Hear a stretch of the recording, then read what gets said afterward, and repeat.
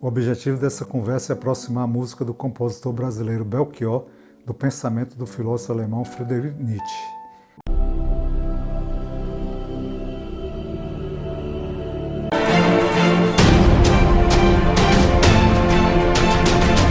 E aí pessoal, chegando aqui mais uma vez com o nosso Pensar com Liberdade, trazendo até vocês aí mais um texto, um bate-papo, um roteiro, aquela conversa.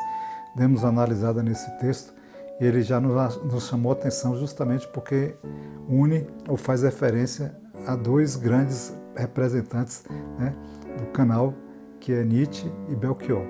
Então isso por si só já chamou já abriu o nosso alerta, né, despertou nossa curiosidade, fizemos a leitura, a análise, fizemos alguns ajustes e vamos apresentar agora aqui para vocês. É um texto que eu acho que vocês vão gostar, faz um paralelo entre a arte de Belchior e os pensamentos de Nietzsche, e a gente está chamando de Muito Além do Bigode.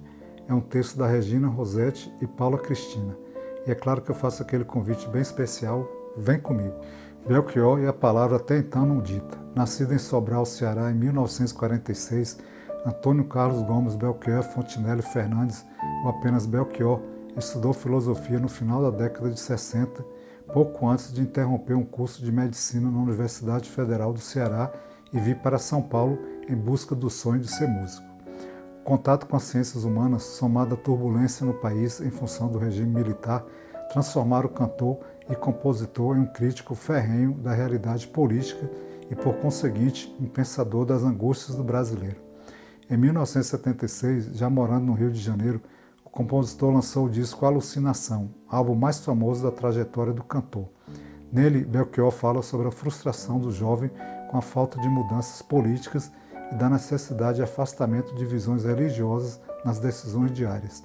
Além disso, as faixas do disco vêm carregadas de discussão sobre como é preciso ultrapassar os limites morais impostos pela sociedade e se tornar efetivamente responsável pelos próprios atos, sem deixar de lado a esperança em mudanças no futuro. O disco fez parte de um contrato de 1 ano assinado com o compositor que trabalhava como pedreiro em São Paulo. Segundo Marco Mazzola, produtor do disco, o acordo foi firmado à revelia dos diretores da gravadora, em função da voz analasada e semblante nordestino do músico. Selecionamos um repertório bastante forte musicalmente. Contratei alguns músicos de primeira linha e ensaiamos exaustivamente tardes a fio. Quando tudo estava perfeito, fomos para o estúdio e gravamos o disco, que se chamava Alucinação, tendo como carro-chefe a música Apenas um Rapaz Latino-Americana e a Palo Seco. Em poucos dias, uma voz estranha, rouca e analasada, para a qual muitos torceram o nariz, tornava-se a marca do artista do momento. O refrão soava nos rádios e eu me sentia super orgulhoso de escutar Belchior cantar, como se fosse uma resposta a quem não acreditava em seu êxito. Atento aos movimentos do pensamento contemporâneo, Belchior falou em entrevista ao programa Vozes do Nordeste, pouco antes de deixar o país, sobre a importância da música na realidade brasileira dos anos 70 e sua busca por canções que apontassem caminhos alternativos para o regime político-econômico vigente no país. A minha geração toda ficou ocupada e preocupada com a questão do sonho, mudar as coisas, mudar o mundo. Os remédios eventuais na questão da mudança do mundo são sempre amargos. Não é que minha música tenha essa qualidade explícita de música de protesto. Minha música era mais de processo.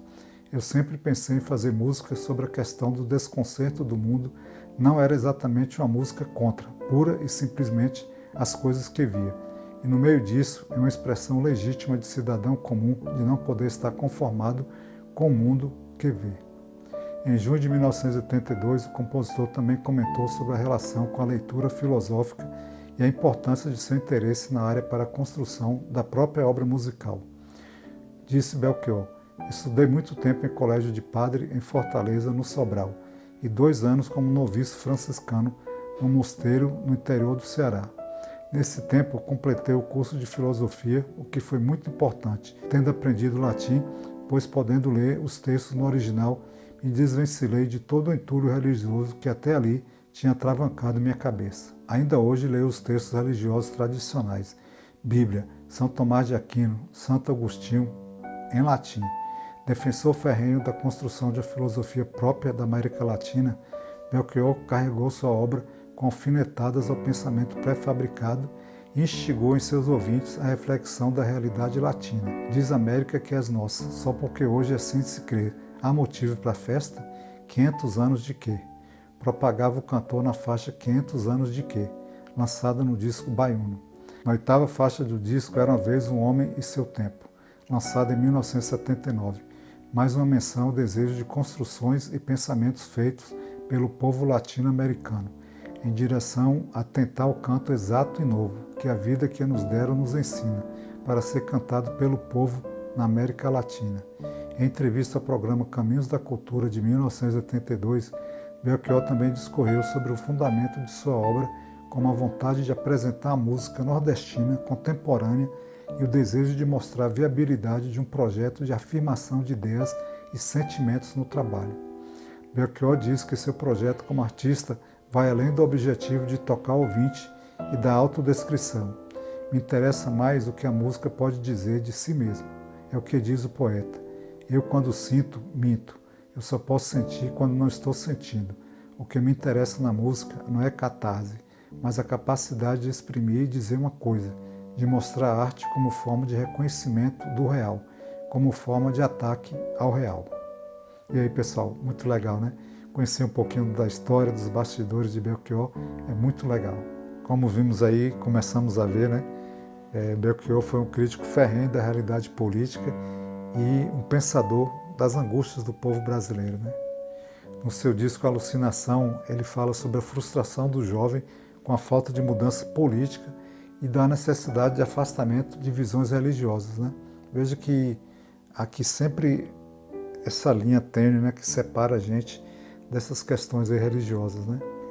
E ele também defendia a busca por ultrapassar os limites morais impostos pela sociedade, né? E aí ele trabalhou muito em canções que podia apontar caminhos alternativos para o regime político e econômico reinante no Brasil na época, né? E a característica muito marcante das suas letras, das suas músicas, do seu trabalho, era que era uma expressão legítima do cidadão comum, né? E de não dá para ficar conformado com o mundo, né?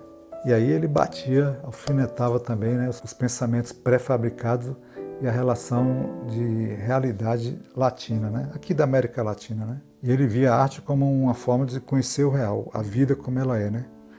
E em alguns casos, a depender da realidade que se apresentava, havia um ataque a ela, né? Então esse é o trabalho de Belchior.